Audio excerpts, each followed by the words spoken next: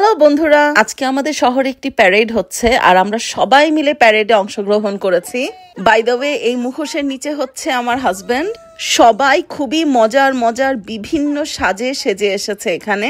আমরা সবাই রাস্তা দিয়ে হেঁটে যাচ্ছি আর আমাদেরকে দেখার জন্য দেখেন রাস্তার পাশে কত মানুষ দাঁড়িয়ে আছে।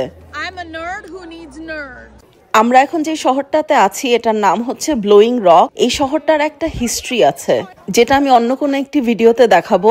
প্রচন্ড বাতাসের জন্য এই শহরটিকে বলা হয় ব্লোয়িং রক। হ্যাঁ, পার্টি শেষ হয় নাই কিন্তু পার্টি শুরু হয়ে গেছে।